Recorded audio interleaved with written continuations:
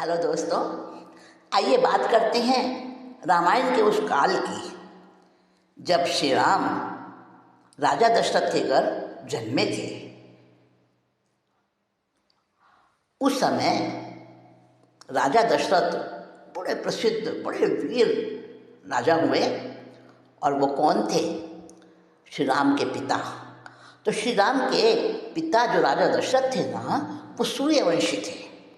सूर्यवंशी एक बहुत प्रसिद्ध राजकुल हुआ है, आज भी उसके वंशज हैं। तो सूर्यवंशी राजकुल के 63वें राजा थे राजा दशरथ, यानी 63 नंबर के। उन्होंने अपनी राजधानी अयोध्या को बनाया था और कौशल देश पर उनका शासन था। पूरा कौशल देश बड़ा फैला हुआ, बड़ा विस्तार में था। पराक्रम यानी वीरता और बुद्धिमानी उनमें राजा दशरथ के अंदर बहुत भरपूर कुट कुट कर भरी थी। असाधारण गुणों से संपन्न थे और उन्होंने अयोध्या को बड़ा समृद्ध बनाया, बड़ा शक्तिशाली बनाया। जैसे कि देवराज इंद्र ने अमरावती का विकास किया था ना, उसी प्रकार आपको जानकर हैरानी होगी कि अयोध्या में घर बड़े ऊंचे ऊंचे होते थे, बड़े सुंदर होते थे, बहुत सुंदर होते थे। बड़ी ऊंची ऊंची अटारियाँ होती थी और जो महल जैसे उनके हवेली घर होते थे ना, आज भी खुदाई में मिले हैं। वो ध्वजों और स्तंभ वाले होते थे, बड़े सुसज्जित महल थे वहाँ के। वहाँ के लोग बड़े सुखी और संपन्न हुआ करते थे। और उस समय की फसलें चावल, गेहूँ, मटर, मूंग, जौ, बाजरा, मसूर और फलों में भी बहुत सारे फल हुआ करते थे। लोगों के पास घरेलू जानवर थे, खेती की पर्याप्त भूमि थी, हथियार होते थे, बर्तन होते थे, बड़ी मात्रा में उनके संगीत यंत्र भी होते थे। हाँ, संगीत प्रेमी भी थे उस समय के लोग। विभिन्न राज्यों के राजकुमार सूर्यवंशी राजाओं का आभार व्यक्त करने के लिए हर वर्ष अयोध्या में आते थे। और उस समय अयोध्या के बाजारों में, गली मोहल्लों में बड़ी चहल पहल हुआ करती थी। रंग बिरंगी ड्रेसेस पहने हुए बाहर के लोग, बहुत आवागमन होता था, बड़ा दूर दूर तक उनका व्यापार था। कहते हैं लंका का राजा रावण था ना, हाँ, बड़ी दूर दूर तक का व्यापार फैला हुआ था, विदेशों तक भी व्यापार फैला हुआ था अयोध्या से। अब राजा दशरथ जो थे, उस समय वेदों का बड़ा प्रचार था। तो वेदों में पारंगत बहुत से ज्ञानी, विद्वान और बहुत प्रसिद्ध ऋषि अयोध्या में राजा दशरथ के राज दरबार में हुआ करते थे। कार्य संचालन उनकी सलाह से राजा दशरथ किया करते थे, उनके सहायता से किया करते थे। बुद्धिमान मंत्री थे उनके पास, निष्ठावान थे, सत्यवादी थे, आजकल के नेताओं जैसे नहीं थे। और राज्य के मामलों में राजा दशरथ की सहायता करने और उनको सलाह देने के लिए हमेशा वो तैयार रहते थे, तत्पर रहते थे। देखिए, उनके नाम भी आते हैं, किनके भला? विद्वान और प्रसिद्ध ऋषि जो थे, दृष्टि, जयंत, विजय, सुराष्ट्र, राष्ट्रवर्धन, अकोप, धर्मपाल और सुमंत्र, ये मंत्रियों के नाम हैं। और ऋषि, महान ऋषि वशिष्ठ और विश्वामित्र, जिन्हें वामदेव भी कहते हैं, ये तो थे ही। और उनके अलावा जाबाली, महर्षि जाबाली, कश्यप और गौतम ऋषि भी थे, जो महाराज दशरथ को समय समय पर मंत्रणा दिया करते थे। मुनि वशिष्ठ राजा दशरथ के पुरोहित थे और कोई भी धार्मिक कार्य होता, ये सभी ऋषि प्रमुख हुआ करते थे। बहुत से पवित्र यज्ञ होते थे वहाँ और राजा दशरथ, राज परिवार और जनता सब बड़ी उमंग के साथ, उत्साह के साथ उनमें भाग लिया करते थे। अयोध्या में रहने वाले जो प्रजा थी, लोग थे, वो सब बहुत शिक्षित होते थे, सदाचारी होते थे। महिलाएं भी उस समय पढ़ाई करती थी, शिक्षा मिलती थी उनको भी, वो भी मतलब शिक्षा ग्रहण करती थी महिलाएं भी, और बड़ी नीतिवान होती थी। ब्राह्मण, क्षत्रिय, वैश्य और शूद्र, चारों वर्णों के लोग बड़ी उदारता से, वीरता से और बड़े निपुण हुआ करते थे। वो अयोध्या में सिंधु नदी के पास से काम्बोज और वाहिका स्थान के नाम है उस समय के ये।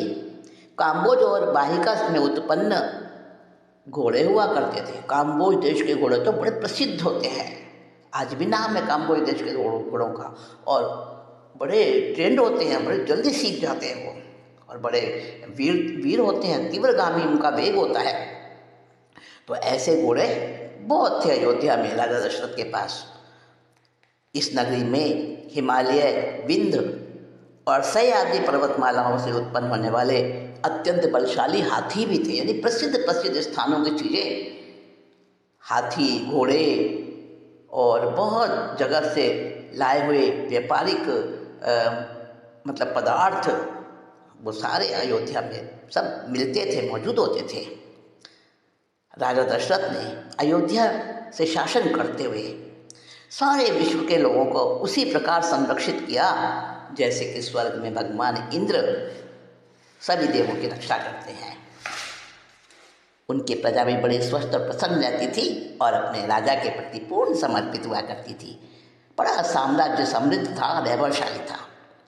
राजा दशरथ के पास अपार वैभव था, संसार के सभी प्रकार का ऐश्वर्य उनको प्राप्त था।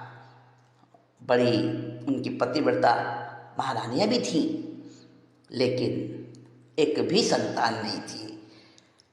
प्रौढ़ावस्था को प्राप्त हो रहे थे, उनको एक भी संतान नहीं हुई। पुत्र प्राप्ति के लिए हमेशा चिंतित रहा करते थे। उनके वंश को चलाने वाला कोई पुत्र नहीं था। पहले उनकी एक पुत्री हुई, जिसे बहुत समय पहले उन्होंने अपने मित्र राजा रोमपाद को दे दिया था। उन्होंने मित्र ने कहा, अब की बेटी तो मुझे बहुत अच्छी लगती है, मैं इसे बड़े लाड़ प्यार से रखूँगा, मुझे दे दीजिए। तो उन्होंने अपनी उस बेटी को, रोमपाद को, गोद दे दिया था। उन दिनों में लोग वरदान पाने और संतान प्राप्ति के लिए अश्वमेध यज्ञ किया करते थे। बड़ा प्रसिद्ध यज्ञ होता है अश्वमेध यज्ञ, तो वो अनुष्ठान किया करते थे। तो राजा दशरथ के मन में भी आया कि मैं भी अश्वमेध यज्ञ का अनुष्ठान करूं। उन्होंने इस बारे में सुमंत्र, यानी मंत्री मंडल के जो एक विद्वान मंत्री थे सुमंत्र, उनको और वशिष्ठ आदि सभी समय मंत्रियों, पुरोहितों को, ऋषियों को बुलाकर उनसे परामर्श किया और अपनी मन की इच्छा उनको बताई। तो उन्होंने, ऋषियों ने वो सुझाव दिए और राजा दशरथ को कहा कि पुत्र कामेष्टि यज्ञ करो। और पुत्र कामेष्टि यज्ञ के लिए सारी जो विधि विधान थे वो सब किए गए। राजा दशरथ की पुत्री शांता से उन्होंने विवाह किया था। किसने? ऋषि ऋष्यशृंग जो थे वो उनके दामाद थे दशरथ जी के। उनकी पुत्री शांता, जो बहुत पहले हो गई थी और उसके बाद उनके कोई संतान नहीं हुई थी, और सबसे बड़ी बात थी वंश को चलाने वाला पुत्र नहीं था। तो ऋष्यशृंग ने, जो ये सब पुत्र कामेष्टि यज्ञ की बात आई, तो राजा दशरथ ने अपने दामाद और दामाद थे जो ऋष्यशृंग, उनके पास गए, उनसे प्रार्थना करी कि पुत्र कामेष्टि यज्ञ आप कराएं। राजा दशरथ के अनुरोध करने पर ऋष्यशृंग ने उनकी प्रार्थना मानी और सरयू नदी के उत्तरी किनारे पर यज्ञ भूमि का निर्माण करने का सुझाव दिया। यह परामर्श भी दिया कि यज्ञ संबंधी एक अश्व यानी घोड़ा जो बड़ा सुंदर होता है, और उसको मतलब छोड़ दिया जाता है खुला, और जहाँ जहाँ वो घोड़ा जाता है अगर कोई राजा उसको पकड़ता है तो इसका मतलब ये होता है कि वो युद्ध करेगा, और अगर हार जाएगा तो राजा दशरथ की अधीनता उसे स्वीकार करनी पड़ेगी। जहाँ जहाँ वो घोड़ा जाएगा वहाँ वहाँ का साम्राज्य जीतता जाता है, तो वो घोड़ा भी सेना के साथ भेजा जाता है।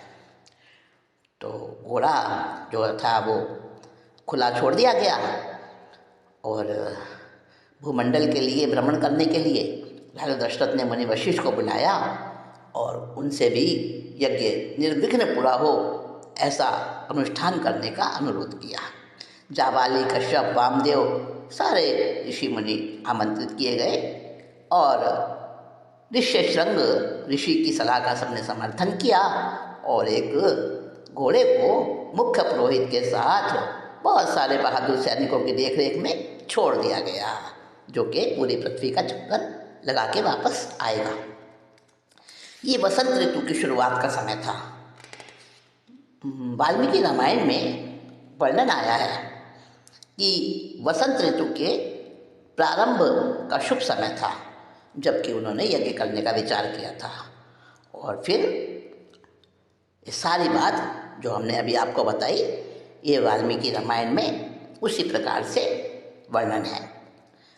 चैत्र मास का आरंभ था, और चैत्र मास का आरंभ उस समय था, उस समय कौन से ग्रह नक्षत्र थे वो भी आज सॉफ्टवेयर की सहायता से सारा उस समय का व्योम मंडल का चित्र लिया गया है, जो इस पुस्तक में बताया गया है। और चैत्र मास का समय था, चैत्र शुक्ल पक्ष का प्रारंभ मतलब वहाँ से माना जाता था। ऋग्वेद के अनुसार कहें तो आज से लगभग 6000 वर्ष ईस्वी पूर्व का समय था वो। प्राचीन भारत में चैत्र मास से तभी से साल की शुरुआत मानी जाती है, जब अश्विनी नक्षत्र शीतकालीन अयन का अंत हो रहा था और आकाश में अश्विनी नक्षत्र दिखना बंद हो गया था। तब ठीक सामने चित्रा नक्षत्र चमक रहा था, और उसी दौरान यज्ञ की सारी तैयारियां पूरी हो गई थी। राजा दशरथ के निर्देशन में सब तैयारियां हो गई थी, और सुमंत्र को महान राजाओं, विशेष रूप से मिथिला, काशी, अंग, मगध, सिंधु सुबीर, सुराष्ट्र और भी बहुत सारे राजाओं को आमंत्रित करने का उनको दायित्व सौंपा गया। ये सभी राजा अपने अपने दल बल के साथ, दरबारियों के साथ, संबंधियों के साथ अयोध्या पहुंच गए। सबको ठहराने का भव्य इंतजाम किया गया। ये सारा वर्णन वाल्मीकि रामायण में आता है।